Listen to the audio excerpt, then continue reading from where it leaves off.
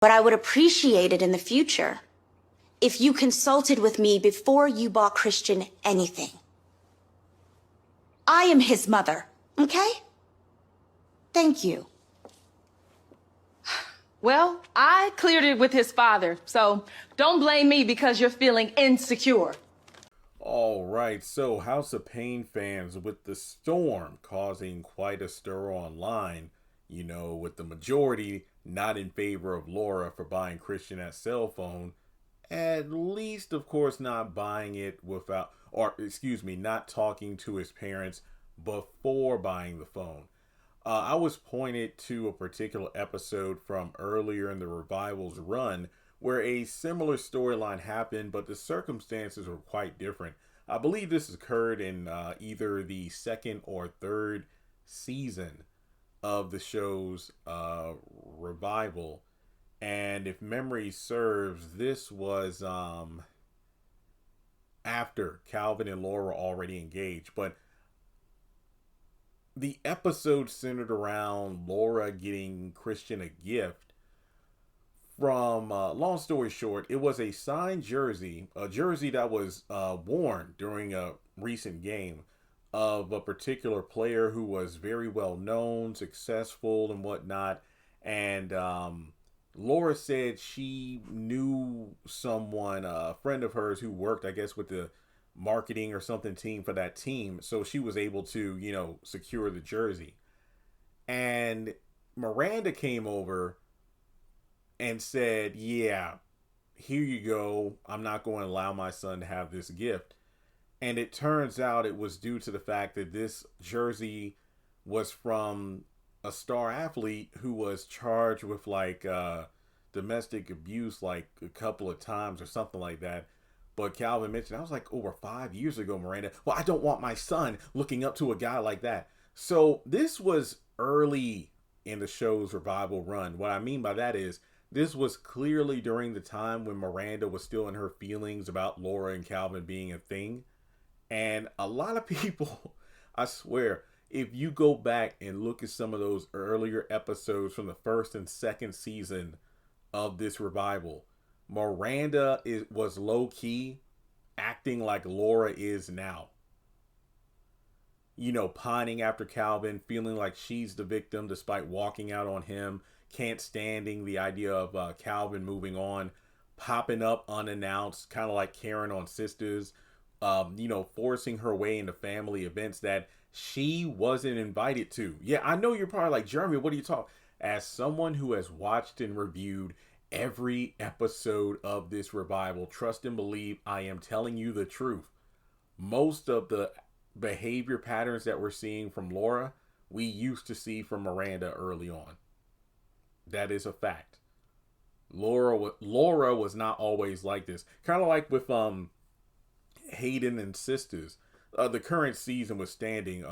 Basically, from mid-season 2 to like season 6, Hayden was an a-hole trying to sabotage Zach and Fatima's relationship and whatnot. But when he was first introduced, he was a level-headed dude. But then they show Tyler slowly turned him into, a villain. But now he's like a comic relief character. It's kind of the same way with Laura. She was not as bad as she is now when she first appeared.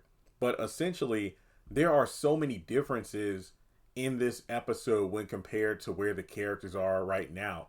For example, as opposed to the cell phone where Laura asked Christian what he wanted, a cell phone.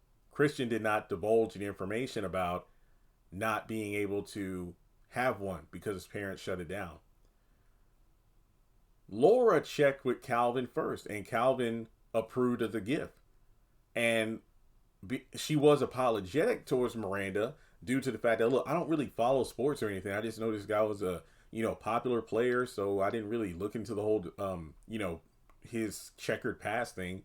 But that's when Miranda, with her attitude, was like, you know what? Christian is my son, so you consult with me before you buy anything. Well, I consulted with his father, and he said it was okay, and Calvin backed her up. See, there were so many differences back then, because during this time, Calvin was kind of, puffing his chest out because it's like, yeah, Miranda, now what? I got somebody new. but it was also during a time where, okay, in this particular episode, Ella shut both Miranda and Laura down, basically making them go to the backyard to work things out. But also, even though this was a few seasons ago, the themes were the same where, oh, these characters would work things out by the end of the episode, but then the next episode is like all that stuff about kumbaya is thrown right out the window because Laura's tripping about something or Miranda's tripping about something. It's never consistent. The only consistent is the inconsistency. Now, in regards to this scenario, like I said, it ended with, Laura agreeing to like consult her before buying something for Christian. But do you really expect these writers, who I think have been doing a great job as of recently, but I don't think that when it comes to season 14, episode 11, they would remember something from like season 8, or season 9, however long this episode was, however long ago this episode was, because think about it this way. One of my gripes about the reboot or revival is the Curtis and Floyd barbecue storyline. We have had at least half a dozen episodes with pretty much the same premise. Floyd being kind of the guy who's out in the streets coming up with different strategies. Basically, he's the brains behind the operation. Curtis is the product, if you will, the one who specializes in the cooking and whatnot. Floyd's out there doing the ad PR stuff.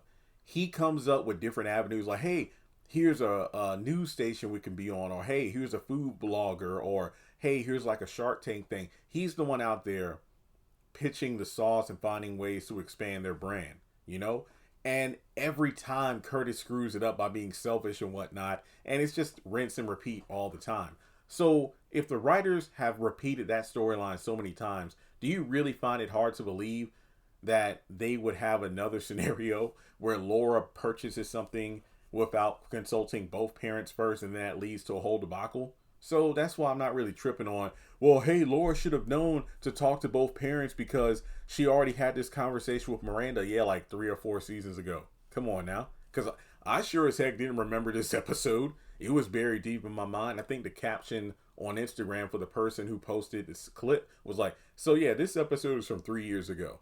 Let that sink in. So let me know your thoughts in the comments about this older episode where we had the same exact storyline but different circumstances. And I think the major difference is it wasn't until like season 13 where the writers started making story arcs. And by that I mean, if an issue occurred in episode 3, it wasn't resolved by the end of episode 3. Sometimes the lingering storyline would go on for a few more episodes. Maybe not the exact next one, production order and whatnot, but it might be a couple episodes before we revisit something. Like CJ and Janine going to their couples counseling, or Glow and Mrs. Wellington trying to get HOA president position. So this is yet another example of, we have a storyline event that's being stretched out over the course of a couple episodes as opposed to being cleared up by the 20-minute mark.